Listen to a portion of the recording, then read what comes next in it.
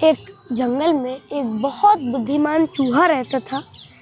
उसके बुद्धिमत्ता के पूरे जंगल में चर्चे थे। तभी एक दिन उस जंगल में एक नया कौवा आया।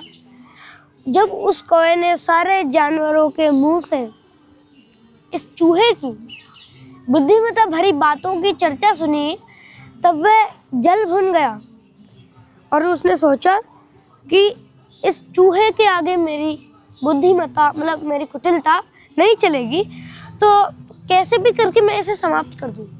लेकिन तभी उसके मन में एक और विचार आया कि अगर मैंने इसे समाप्त कर दिया तो पूरा जंगल मेरा शत्रु हो जाएगा और मुझे ये लोग मिलके मार डालेंगे।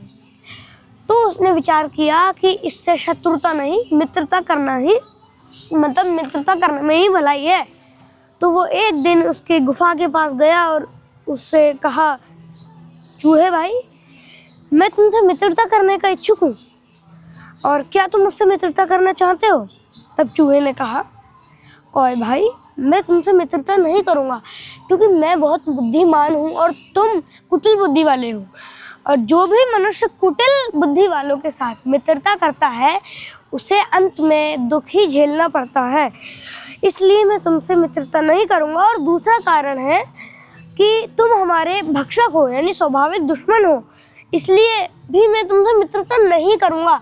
इसलिए कृपया तुम यहाँ से लौट जाओ और फिर कभी मेरे पास मित्रता की इच्छा लेके मत आना।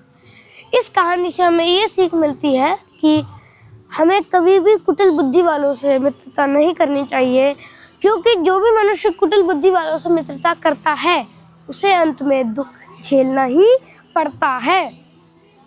इसलिए कभी भी कुटिल बुद्धि वालों से मित्रता नहीं करनी चाहिए।